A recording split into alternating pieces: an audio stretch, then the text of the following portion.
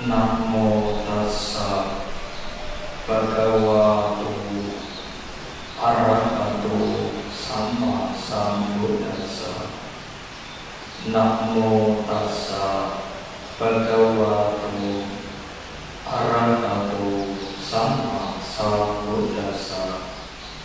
Namo tassa bhagavato arahato sama sambuddhassa. Amogham diwasam kalira apena bahuke nawa yang wijarane rapi tadunan tasa cinta. Jadikanlah harimu produktif, apakah sedikit ataukah banyak, karena setiap siang dan malam yang berlalu kehidupanku berkurang sebanyak itu. Dikutip dari Heragana Siagil ke 451.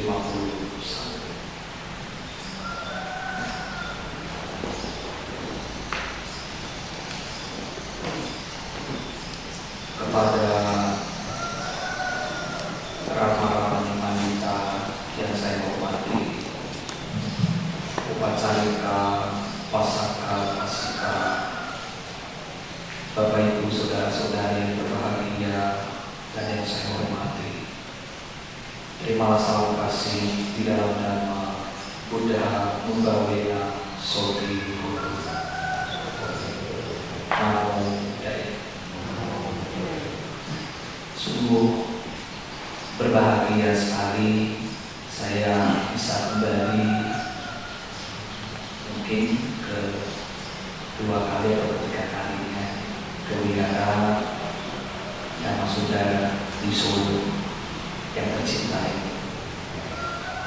Bapak Ibu, tentu hari ini saya kembali untuk berbagi pengetahuan, tidak menggurui, karena secara usia saya masih di bawah rata-rata dari Bapak Ibu sekalian.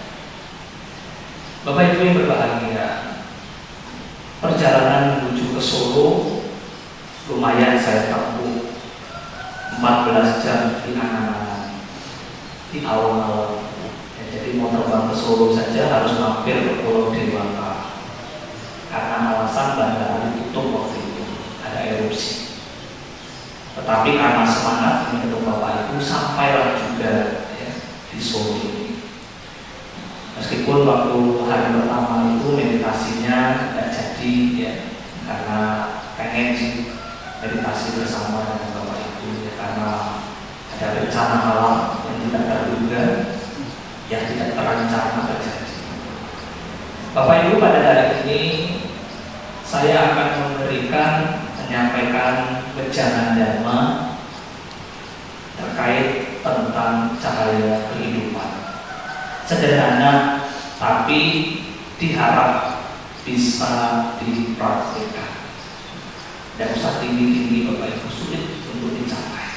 Sederhana saja. Yang penting iso dilakoni sehari-hari. Bapak Ibu yang berbahagia, kalau berbicara masalah cahaya kehidupan, berarti lawan katanya ada kegelapan itu. Betul atau tidak, Bapak Ibu? Betul ya. Hidup manusia itu gelap. Apa sih gelap sih batinnya? Kalau berbicara masalah cahaya itu padam, Bapak Ibu, terang. Tentu ada sesuatu yang gelap yang perlu diberi cahaya. Ini sedikit saya lebih senang berfilosofi, Bapak Ibu. Mudah-mudahan bisa ditangkap dengan baik. Andai kata Bapak Ibu yang berbahagia, ini suasananya malam, misal tidak ada cahaya apapun di dalam ruangan ini, tidak ada lilin yang menyala, tidak ada korek, tidak ada senter, tidak ada penerang apapun, entah itu lampu tembok sekalipun. Kira-kira Bapak Ibu apa yang terjadi di dalam batin kalau Bapak Ibu sekalian hidup di dalam kegelapan? Apa yang Bapak Ibu rasakan? takut, betul ya? Khawatir, cemas, takut kalau deg-degan tadi. Pasti karena apa? Senang nonton film horor, seolah-olah nanti ada setan gitu. Ya kan? Nanti kalau ke kamar mandi takut dari klosetnya itu keluar tanah. Takut nanti dari samping jendela itu ada muka yang serem muncul. Ini korban nonton film horor. Ini yang Bapak Ibu sekalian. Ini umum. Karena kalau orang gelap itu biasa orang takut gelap, tidak mau gelap. Pasti. Itu yang pertama. Ketakutan, kekhawatiran, pikirannya sudah macam-macam. Yang kedua, Bapak Ibu kalau gelap gulita itu ya apa yang terjadi Bapak Ibu? Bapak Ibu saling bertabrakan karena tidak kelihatan saking gelapnya. Yang ketiga apa Bapak Ibu? Kalau jalannya ada air ya kira-kira ibu-ibu Bapak Ibu bisa kepleset. Apalagi turun tangga bisa gelundung kalau tidak hati-hati. Apa maksudnya di sini Bapak Ibu? Lebih banyak bisa celakanya kalau kita itu tidak punya penerang untuk menerangi jalan hidup kalah gelap. Demikian Bapak Ibu. Kalau batin seseorang itu gelap, gulita, dirundung oleh sejuta masalah, galau, gelisah, antara lanjut atau udahan bahasa Perkemnya. Zaman now itu bahasanya galau. Itu kepanjangannya galau. Galau itu masih ada sentuhan sama namanya gegana, gelisah, galau, dan merana. Merana batinnya sepi, nyari hiburan, nyari kesenangan. Kenapa? Indrianya itu pengen dihibur, ingin lihat tontonan-tontonan, ingin lihat dangdutan koploan. Kenapa? Takut sepi. Bapak Ibu sekalian, orang galau itu karena apa? Karena tali indrianya tidak dipuaskan, galau. Jadi orang galau mencari kesenangan, orang yang senang-senang biasanya orang galau. Nah, ini hubungan timbal balik yang saling berhubungan. Nah, makna kita hari ini tentang galau Bapak Ibu. Kemajuan zaman itu tidak menjamin batin kita juga maju. Kadang-kadang orang diperbudak oleh kemajuan teknologi tanpa memajukan, mengedepankan yang namanya kualitas batin. Kalau zaman dulu Bapak Ibu, kalau orang maling, orang begal bawa litis, bawa parang. Zaman modern, zaman now tidak perlu. Cukup pakai baju yang rapi, pakai kemeja, pakai jas, pakai dasi jadi penjahat. Bisa. Para hacker-hacker itu Bapak Ibu, bobol rekening. Betul tidak Bapak Ibu? Jadi maling sekarang itu modern, mengikuti perkembangan zaman. Tidak lagi zaman dulu. Nah ini Bapak Ibu sekalian, kita bicara masalah batin yang gelap itu tentang lika-liku kehidupan manusia. Karena apa Bapak Ibu? Bicara indria, indria ini terbakar setiap saat. Bapak Ibu, saya ingin mengawali dengan sebuah cerita. Mungkin Bapak Ibu pernah membaca di bukunya Bapak Andre Wongso. Ada seorang pemuda Bapak Ibu yang putus asa, kembali lagi dalam istilah galau tadi, mencari makan dengan menggarap ladang punya orang lain. Dalam hatinya itu mendumel, ngomong, hati itu soromen ya, masak mau awak dewi. Kok aku yang mancul, kapan sugihnya? Kerja sama orang lain, kapan kayanya? Putus asa nih pemuda Bapak Ibu, kerja garap ladang orang lain, kecucuran keringat. Pada suatu ketika si pemuda ini yang mendumel, marah dalam batin, ngerasani awak ini. APKM mati ya, gantung diri, sudah putus asa, kerja sama orang lain itu tidak ada senang-senangnya. Kapan kaya? Si pemuda tadi datang ke pohon yang pertama yang gantung diri di sana. Yang mana ini dalam cerita pohon bisa bicara Bapak Ibu. Tapi kalau sekarang kalau pohon bisa bicara, Bapak Ibu lari ke gerbong. Nah ini Bapak Ibu sekalian, pohon bisa ngomong. Pemuda, aku jangan bunuh diri di sini. Karena apa? Karena pohon saya ini sering ditongkrongi banyak burung-burung yang nangkring di atas dahan-dahan ini. Kalau patah nanti gimana? Jadi Anda pergilah cari pohon yang lain. Pemuda tadi putus asa, yang pertama pergi ke pohon yang kedua, ingin gantung diri. Pohon yang kedua juga ngomong, hei pemuda, kamu tidak usah gantung diri di sini, tidak usah bunuh diri di sini. Karena saya ini sayang dengan pohon ini, dengan tubuh saya. Karena apa? Karena banyak lebah yang menghasilkan madu di pohon ini. Tapi kalau Anda mati di sini, lebahnya tidak mau di sini. Masyarakat di desa itu penghasilannya yang mengambil madu untuk kesejahteraan warga setempat. Jadi kamu jangan merusak saya, pergi cari pohon yang lain. Pergi Bapak Ibu cari pohon yang ketiga. Sama nasibnya. Ditolaklah dengan pohon yang ketiga, Anda tidak boleh gantung diri di sini karena banyak kambing, sapi, manusia yang senang di bawah pohon ini. Karena apa? Rindang,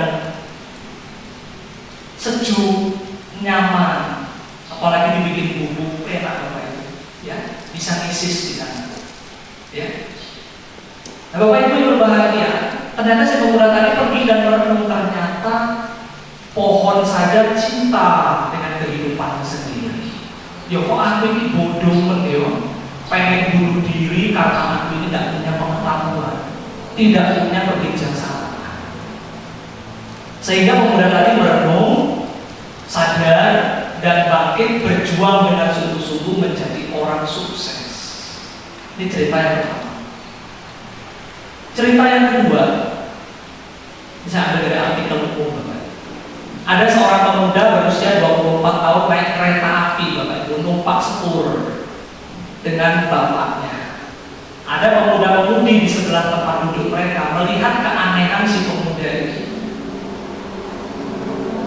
Ayo, coba lihat pohon itu seolah-olah berlari mengejar kita waktu naik kereta api. Si pemuda dan pemudi tadi itu sudah mulai rodok aneh, dan anak ini kok aneh ya. Dan selang berapa lama lagi, ayah lihat itu awan itu berlari mengejar kita. Pemuda tadi sudah mulai risih, Pak, tolong anaknya dibawa ke rumah sakit jiwa ya. Si ayah tadi langsung ngomong sama pemuda tadi, maaf ya Dik, sejak saya baru pulang dari rumah sakit, sejak kecil anak saya itu buta, tidak bisa lihat. Ini baru ada yang mendanakan, mendonorkan mata kornea untuk anak saya, sehingga anak saya sekarang bisa melihat di usia 24 tahun. Apa makna moral yang bisa disampaikan di cerita ini Bapak Ibu? Intinya adalah jangan mudah menilai orang lain, jangan mudah mendeskripsikan, menjudge orang lain kalau kita belum kenal dia itu siapa. Ini pesan moral. Itu baru introduction, baru pendahuluan. Mari kita masuk ke isi ceramah kita pada pagi hari ini. Bapak Ibu yang berbahagia, kehidupan manusia ini banyak dikali. Ada untung, ada rugi, ada dipuji, ada dicela, ada ketenaran, ada keterhinaan, ada suka, ada duka. Ini terdapat di dalam Al-Quran dikaya tentang pancaroba kehidupan. Bapak Ibu berbahagia. Apa yang menjadi orang itu batinnya gelap, menjadi galau? Mari Bapak Ibu kita renungkan. Di Solo itu punya hutan dan Bante gak kece loh, Bante ini banyak tenanan dulu. Orang hutan dan apa ya? Hutan kota ada ya. Pernah terkena kemarau panjang di Solo? Belum pernah. Andai kata kita berandai-andai boleh Bapak Ibu ya, anggap saja di Solo ini hutannya masih rindang, terus diterjang kemarau panjang, tidak pernah hujan. Kira-kira Bapak Ibu, dengan situasi yang semacam ini bisa tidak menyulut kebakaran hutan? Bisa ya? Setitik api saja Bapak Ibu bisa membakar.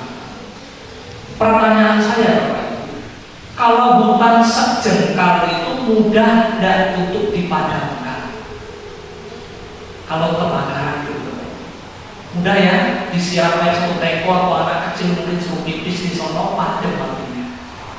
Tetapi pertanyaan saya, kalau yang dibakar atau hutan itu kebakar ratusan sampai ribuan hektar, Bagaimana cara memadamkannya? Ini filosofi. Apa maksudnya Bante? Kalau indria di dalam tubuh kita ini salah yang karena 6 landasan indria yang dijelaskan oleh Sang Buddha di dalam Paticca Samuppada, satu saja indria kita avijja 12 mata rantai kehidupan. Nah, di dalam Adita Paraya Sutta 6 landasan indria dikatakan di dalam Paticca Samuppada salah yang mana tadi terbakar. Salah satunya adalah mata. Bagaimana? Yang terbakar satu masih bisa dipadamkan, tapi yang terbakar 6 landasan indria, bagaimana cara memadamkannya? Mari kita kupas soal itu yang menyebabkan batin kita gelap. Bapak Ibu, Bante bertanya supaya tidak ngantuk. Kira-kira mata bisa terbakar enggak? Bisa ya? Apa contohnya Bapak Ibu? Kita melihat sesuatu, ada rasa ingin memiliki atau ingin menolak keadaan itu. Bapak Ibu misalkan jalan-jalan, shopping ke mall, bawa duit kopak ceng, ya 500.000 di kantongnya. Jalan-jalan shopping ke mall, tidak ada rencana. Ketemu parfum kesayangan. Kebetulan parfum di rumah sudah mau habis, tinggal 0,sekian%. Sekali semprot habis. Karena melihat tinggal satu-satunya, Bapak Ibu mau beli parfum itu. Begitu sudah melihat harga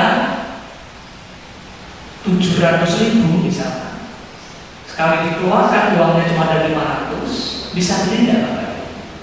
Mungkin tawar-menawar dengan sang punya toko, tak ngebon dulu lah, sisanya sesok tak rekomendasi. Boleh nggak Bapak Ibu? Tidak boleh. Di mall, kalau di kaki lima mungkin boleh ya, tawar-menawar. Perasaan Bapak Ibu apa yang didapat pada saat Bapak Ibu tidak memiliki barang yang dicintai? Menderita? Karena mata ingin melihat, hati juga ingin, tapi tangan tak mampu meraih. Batin terbakar. Contoh sederhana, mata terbakar karena ada keinginan yang tidak bisa dicapai. Aku kok yang males ini kewihara berarti, ono musuhku berarti di wihara. Kalau sampai tahu, ono sendal jepit di depan pintu, ono sendal jepit musuhku di depan pintu. Apa ini? Orang itu karena membenci bisa membuat orang lain jauh dari Dhamma, tidak mau ke wihara. Karena melihat sendal musuhnya saja tidak jadi, putar balik.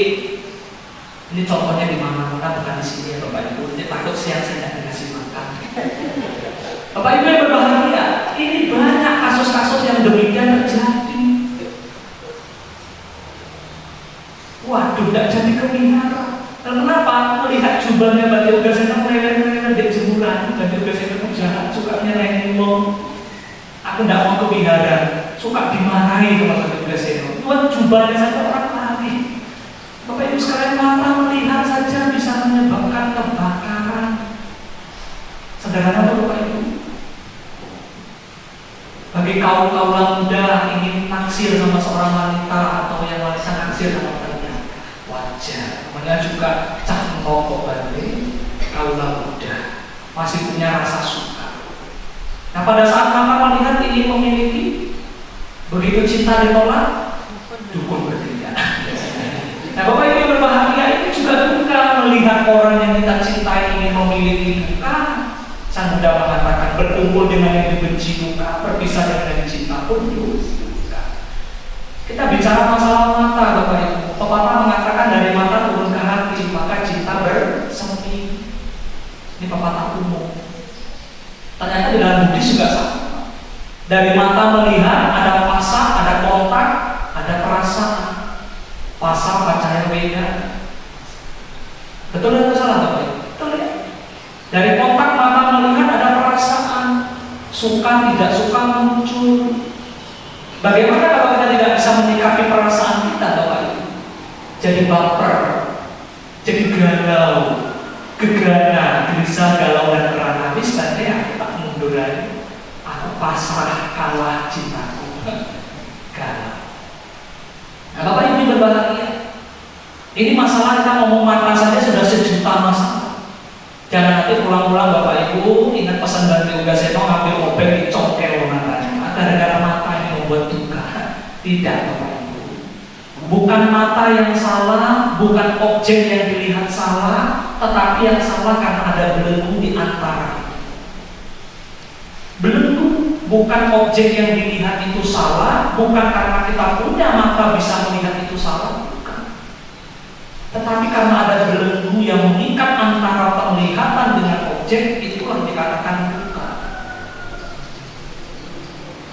Bapak Ibu sekalian, maka diperlukan sati sanwara, perhatian sebagai landasan untuk pengendalian diri dari segi mata melihat bagaimana UPK keseimbangan batin bisa muncul untuk melihat itu sebagaimana adanya.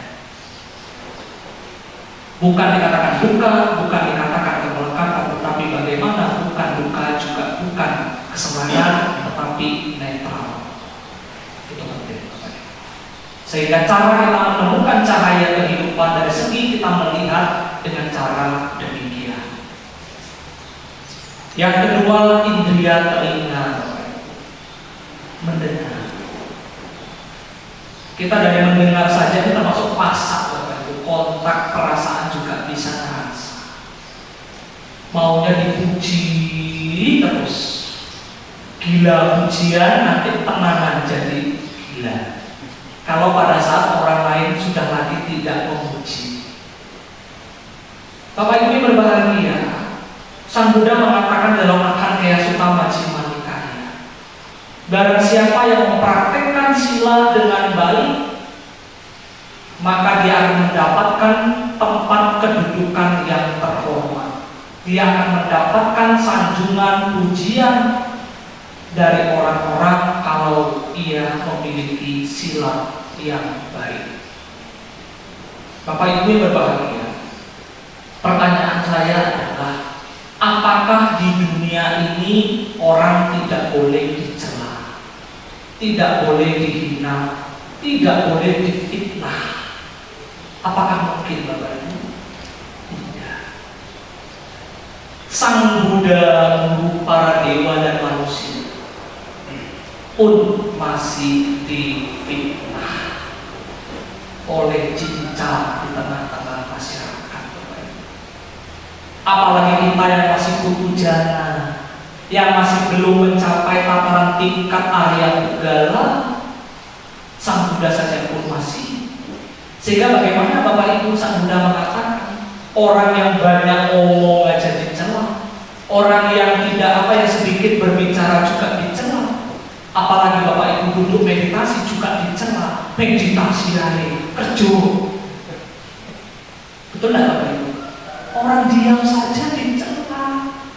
Bagaimana mungkin kita tidak mau dicela oleh orang lain? Terus bagaimana Bante praktekkan kanti Paramantalpoti? Sabar itu ya wangil Bante, mudah untuk diucap tapi sulit untuk dilakoni. Sabar itu mudah dan Bapak Ibu? Dan meskipun ada nama Pak Sabar. Bapak Ibu berbahagia, sabar itu butuh perjuangan. Sabar itu ada batasnya tidak Bapak Ibu? Ada. Pada saat Bapak Ibu marah itu batasnya. Sesungguhnya sabar itu tidak ada batasnya Bapak Ibu. Mesti sabar. Sabar sampai kapan Bante? Sampai sak bisanya. Tapi harus dilatih. Nah, ini juga termasuk bagian pengendalian diri. Orang memuji kita, kita tinggi hati, itu juga bukan. Maka pepatah Indonesia mengatakan pujian adalah teror. Kalau orang yang sedang dipuji siap-siap untuk diteror Bapak Ibu. Kenapa pada saat dia tidak lagi dipuji, dia akan mencari-cari siapa yang perlu memuji saya. Tidak ada yang memuji, muji-muji diri sendiri, repot urusannya. Nah Bapak Ibu berbahagia, yang kedua, pada saat orang mencela, mencaci maki kita, ya kita harus. Apakah kita perlu marah Bapak Ibu? Perlu marah kan? Sang Bunda suatu ketika dihina, dicaci maki oleh seorang Brahmana. Para biku bertanya kepada Sang Buddha, Bante, bagaimana menanggapi situasi yang semacam ini? Saya gunakan dengan bahasa saya Bapak Ibu, tidak kelak dan kesukaan. Kalau sesuatu cerita itu ditambah bumbu sedikit, rasanya sedap seperti masakan. Bapak Ibu berbahagia, Sang Buddha menjelaskan kepada para biku, diibaratkan seperti seorang raja yang mengundang tamu datang ke istana, atau seperti seorang tuan rumah yang mengundang tamu ke rumah, memberikan suguhan minuman dan makanan. Pada saat Bapak Ibu, pada saat si tamu tadi tidak mau makan, tidak mau menyentuh, tidak mau makan, tidak mau minum, itu kembali kepada siapa Bapak Ibu? Kembali kepada si pemilik rumah tersebut. Pada saat Bapak Ibu dicaci maki orang, dihina, difitnah, digunjing oleh masyarakat, selama Bapak Ibu itu benar, tidak salah, jangan digubris. Nggak usah dimakan, nggak usah diminum suguhan tadi. Akan secara otomatis kembali berpulang kepada mereka yang memberi. Sampai sini paham Bapak Ibu? Nggak usah direken, nggak usah dianggap. Bapak Ibu kan diberi suguhan, mau minum, mau makan, kalau tidak pun akan kembali kepada si pemilik yang mengucapkan itu. Itu cara mengatasi Bapak Ibu supaya tidak gelap batinnya pada saat Bapak Ibu dicaci maki orang lain, difitnah oleh orang lain. Caranya bagaimana? Ya sudah, diterima saja, selama bisa membenarkan dibenarkan, kalau tidak ya sudah berpulang kepada hukum karma. Bapak Ibu yang berbahagia, indera yang ketiga adalah penciuman. Bapak Ibu mungkin boleh angkat tangan selama menjelang Waisak kemarin, siapa yang akasila? Gak mau? Romo ya? Ada lagi yang lain? Bapak ini ada lagi yang lain? Anggap saja mungkin akasila ya. Ini anggap saja sebuah cerita. Saya ini senang mengandai-andai. Bapak Ibu berbahagia, pada saat Bapak Ibu akasila tidak makan malam wikala bojana, Bapak Ibu sudah meditasi di dalam rumah. Ini kita andai Bapak Ibu, lagi meditasi, melihat nafas yang masuk, nafas yang keluar, ngamati nafas kembung, kebis, detrot, kembung, kebis. Tiba-tiba ada mamang jual bakso di depan rumah kita. Teng, teng, teng, teng, teng, teng, teng. Bapak Ibu sudah mulai pikirannya kacau. Lagi meditasi tadi kita, lihat nafas masuk, nafas keluar, kembung, kebis, kembung. Berarti ini kembung gak kebis-kebis masuk angin. Nah, Bapak Ibu yang berbahagia, pada saat lagi meditasi konsentrasinya tinggi tingkat dewa, tergoncanglah karena ada suara teng-teng tadi.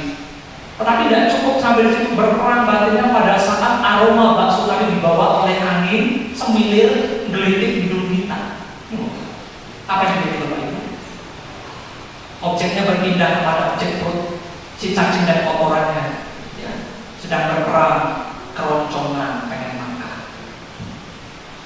Ini contoh sederhana. Jadi objeknya berpindah kepada keroncongan tadi. Pada saat itu Bapak Ibu pakai baju kemeja, kancingnya 10. Itu makan, tidak, makan, tidak, makan, yes, merdeka. Jadi tidak akasila apa bukan duduk saji, makan malam. Ini perkara masalah hidup Bapak Ibu.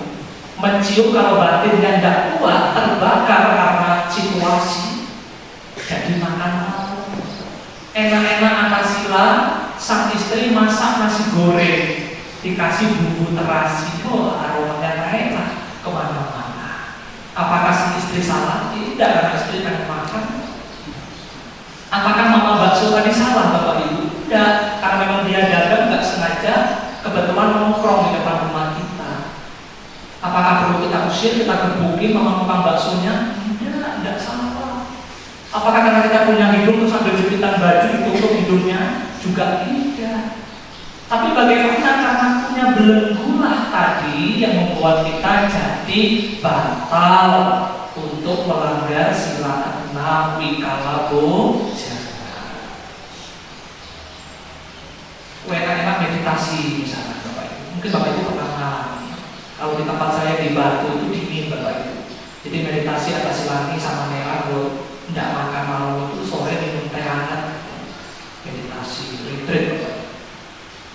Dingin. Otomatis kalau dingin itu buang angin. Ya. Waktu belajar meditasi itu begitu Bapak Ibu. Takut ya, karena masuk angin ya. Tidak makan malam minumnya teh hangat ya kan, cocok ya kan. Tapi kalau laki-laki kalau buang angin itu tidak direm atau di blus gitu ya. Tapi kalau yang wanita itu agak malu-malu, direm karena ada samara di situ pengendaliannya pelan. Tapi kalau laki-lakinya tidak umut ya. Nah ini Bapak Ibu pada saat sebelah kita yang lagi meditasi dengar itu bagaimana perasaannya? Jengkel kan? Waduh ini ada masalah kok tuntutan kayak gitu ya. Pasti marah loh Bapak Ibu dalam batin karena kuping kita mendengar ada yang buang angin, kalau ada suara tidak apa-apa. Ada yang ada suara mendem.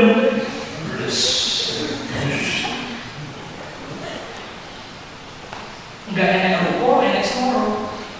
Ini apa macam? Nah Bapak Ibu yang berbahagia, kadang-kadang habis makan telur lagi baunya busuk, enggak ada suara, kok biang gue ya. Dari mana datang baunya ini? Dari alam dewa. Nah ini perkara masalah hidung Bapak Ibu. Hidung mencium saja yang wangi-wangi yo duka, mencium yang ambu busuk yo duka, yo piye. Serba salah kalau yang batin kita seimbang. Masalahnya perkara Bapak Ibu. Nanti Bapak Ibu suatu saat kalau ikut retreat jangan salahkan tetangga kalau ada yang buang angin karena kondisi sudah dingin, minum air hangat, otomatis ya keluar ambles. Selanjutnya adalah indera mengecap Bapak Ibu, lidah kita. Lidah kita ini juga bisa menyebabkan kebakaran. Apa kebakarannya Bapak Ibu? Suka ribut perkara masalah makan. Wah ini dari bande ini hauce ini hauce ce. Enak, tidak mau makan. Repot, masalah lidah saja bisa bikin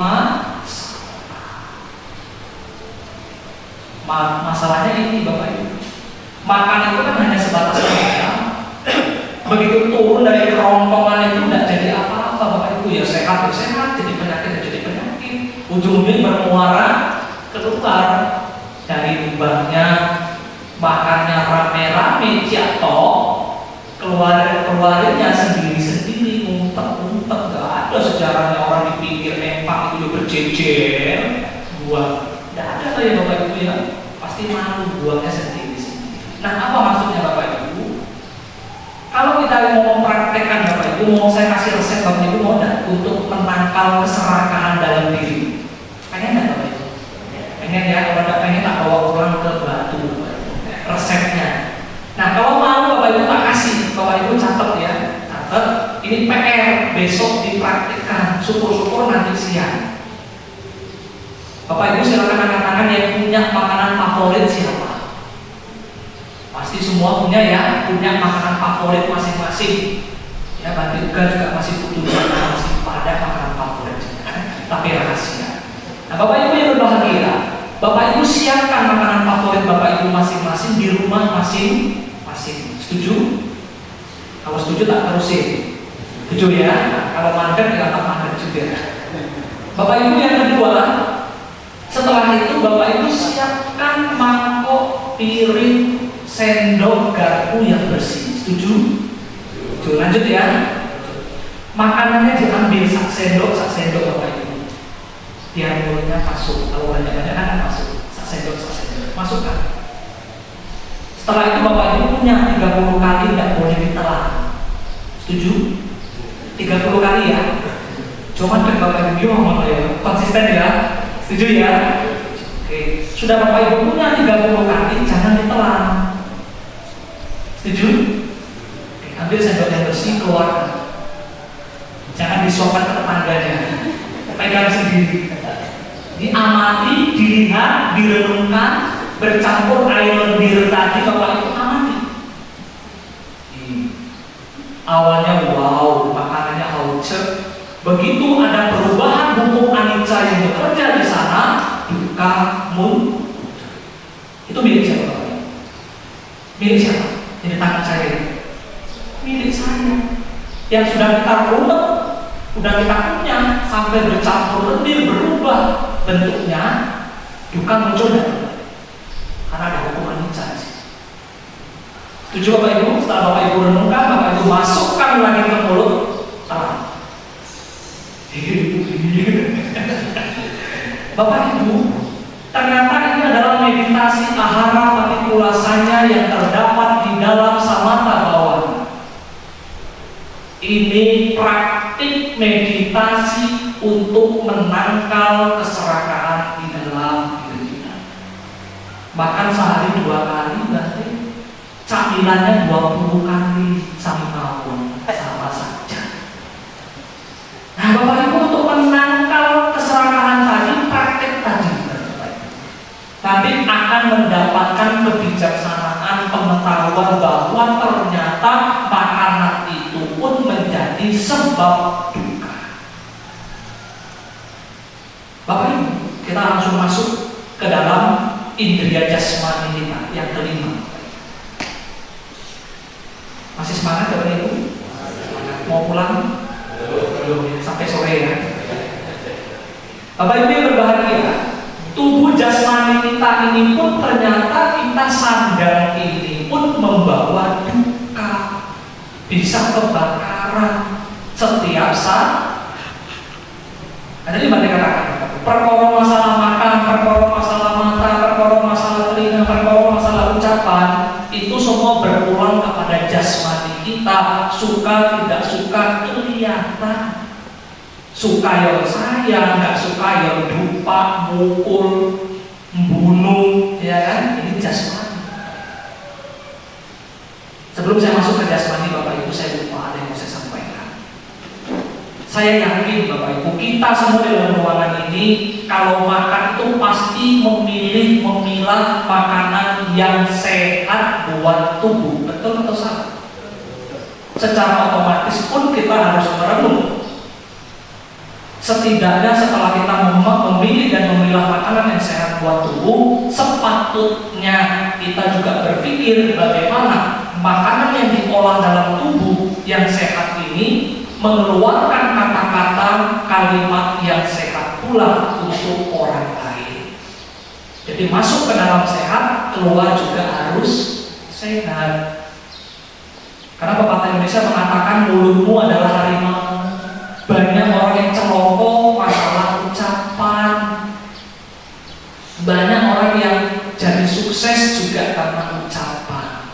Para motivator, para inspirator, berikanlah dhamma-dana, berikanlah dhamma ini berupa nasihat, berupa penguat, berupa hiburan bagi mereka yang sedang galau. Ini Bapak Ibu masalah ucapan. Nah, kita masuk ke jasmani. Bapak Ibu yang berbahagia, coba boleh angkat tangan siapa yang mau mengatakan bahwa tubuh saya ini indah. Ayo, saya pengen lihat. Jusi-jusi Bapak Ibu gak apa-apa, aku gak marah kok. Siapa yang berani angkat tangan mengatakan tubuh saya ini indah? Gak apa-apa, siapa yang berani mengatakan? Kalau tidak ada syukur ya, nanti setelah ini jangan beli lagi kosmetik, jangan beli parfum. Stop. Loh, karena tidak ada yang katakan dong. Nah, Bapak Ibu yang berbahagia, ini guyon saja, tapi perenungan. Tubuh kita ini Bapak Ibu adalah sarangnya penyakit. Senin, pilek, Selasa, encok, Rebo, batuk, Kemis, boyon, Jumat apa Bapak Ibu? Migrain, Sabtu mencret, Minggu mati. Nah, Bapak Ibu yang berbahagia, ada orang satu minggu itu borong sendiri penyakitnya, ingkir-ingkir penyakitan. Ini kenapa? Kehidupan masa lalunya suka nyiksa makhluk hidup. Sebagai hukum karmanya kehidupan sekarang tidak sehat. Nah itu sebagai bukti bahwa tubuh kita itu syarat penyakit. Coba Pak Ibu angkat tangan siapa yang tidak pernah sakit sejak lahir sampai sekarang? Gue tak pernah. Pasti ya Bapak Ibu sakit. Menunjukkan bahwa tubuh kita ini sarana penyakit. Wajar kalau kita sakit. Nah, saya pernah diajar oleh Bante Kanti, Bapak Ibu. Bante, kok saya ini migrain Bante, sakit kepala. Beliau hanya jawab sederhana, resiko punya kepala. Sederhana ya, kadang-kadang kayak ngomongnya begitu. Bante aku ya runtuh ya Bante sakit resiko punya gigi. Ya kalau kepalamu dicepot, gigimu dicepot tidak sakit. Karena lengket di situ, jadinya sakit. Logika itu Bapak Ibu. Nah, Bapak Ibu yang berbahagia, resiko punya tubuh kalau kita ini sakit tidak usah ngeluh, nikmati saja karena itu proses daripada kehidupan. Disesali, dimarah, yang sakit tidak mari, tidak sembuh, perlu diobati. Itulah kebijaksanaan berkembang. Waswisma Bante sudah karma yang sakit sekarang sakit Bante dan mari dewi. Ya kalau mari, tambah parah, repot. Harusnya umurnya 80 tahun, jadi 50 tahun, kepotong 30 tahun karena tidak bijaksana. Nah Bapak Ibu yang berbahagia itu yang pertama. Yang kedua, tubuh kita ini sarana kotoran. Di dalam Wijaya Sutta Sang Buddha mengatakan kotoran mata keluar dari mata, kotoran telinga keluar dari telinga, kotoran hidung keluar dari hidung. Kadang-kala dahak dimuntahkan. Orang bodoh mengangkat tinggi dirinya dengan menjatuhkan orang lain. Ini tidak bijaksana. Sehingga bagaimana kita melihat tubuh kita, tugas kita adalah tidak melekat terhadap tubuh, tapi rawatlah tubuh secukupnya. Sehingga apa? Tidak ada kemelekatan terhadap tubuh ini pada saat kita harus berpisah, pada saat kematian memisahkan kita terhadap tubuh kita sendiri. Sebagai penutup, Bapak Ibu sekalian, indria yang terakhir adalah pikiran. Sang Buddha mengatakan dalam Dhammapada yang Makawagasya yang pertama bahwa pikiran adalah sebagai pelopor, pemimpin dan pembentuk. Kurang lebih begitu Bapak Ibu. Kalau salah mohon maaf. Apabila pikiran, ucapan dan tindakan kita dibawa kepada ujaran kebencian, sesuai dengan tema Waisak kita yang diusung oleh Sangga Theravada Indonesia, bagaimana kita bisa berpikir, berucap dan bertindak baik demi menjaga keutuhan bangsa? Semua bermula dari pikiran. Kalau pikiran kita, ucapan kita, perbuatan kita mengujar kebencian, keserakahan dan kegelapan batin, maka sepanjang kehidupan sekarang sampai kehidupan yang akan datang, kita akan menderita. Layaknya seperti apa Bapak Ibu? Jejak kaki lembu yang mengikuti roda pedati yang menariknya. Tidak pernah bahagia. Sebaliknya sebagai solusi Bapak Ibu untuk menumbuhkan cahaya kebijaksanaan, cahaya kehidupan, di Makawagasya yang kedua, Sang Buddha memberikan solusi. Pikiran yang baik, ucapan yang baik, tindak tanduk yang baik, apabila dilakoni, apabila dijalankan, apabila dipraktikkan dengan baik, maka sepanjang kehidupan sekarang maupun kehidupan yang akan datang, orang tersebut akan bahagia, layaknya seperti bayang-bayang yang akan pernah meninggalkan bendanya. Lebih jauh lagi Bapak Ibu, di dalam Mahasatipatthana Sutta Digha Nikaya Sang Buddha mengajarkan bagaimana kita menjaga pikiran. Cita upasana, ada 4 upasana, salah satu dari cita upasana. Bagaimana kita punya perhatian murni terhadap pikiran, melihat sangkara, bentuk-bentuk pikiran yang muncul, berlangsung dan lenyap secara bergilir. Pikiran ini diibaratkan seperti kepek Bapak Ibu, seperti monyet yang digambarkan di dalam Paticca Samuppada. Pikiran kita ini liar, tidak bisa diam, nggak bisa dicekel Bapak Ibu. Tapi kalau pelan-pelan kita jinakkan pikiran kita akan sangat mudah untuk diarahkan. Bapak Ibu, sebagai kesimpulan saya pada wejangan Dhamma di pagi hari ini, jagalah 6 landasan indria kita dengan baik. Jangan sampai terbakar karena batin kita kering, karena kita jauh dari Dhamma.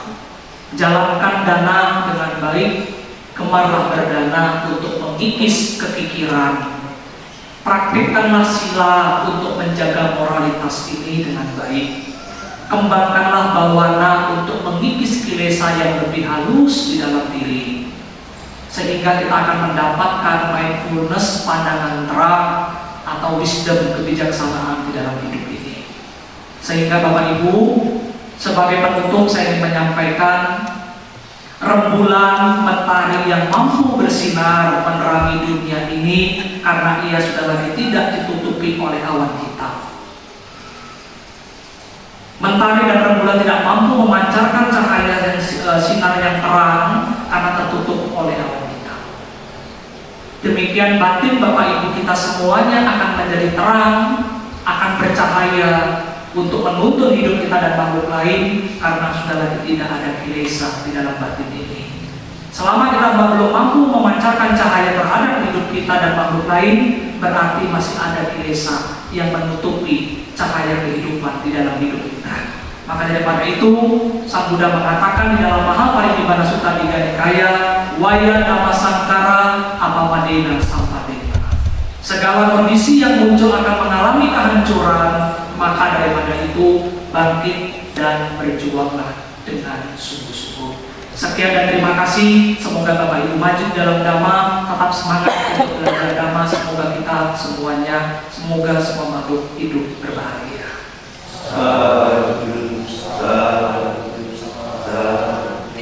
Buddha Nubawena Sotehotu.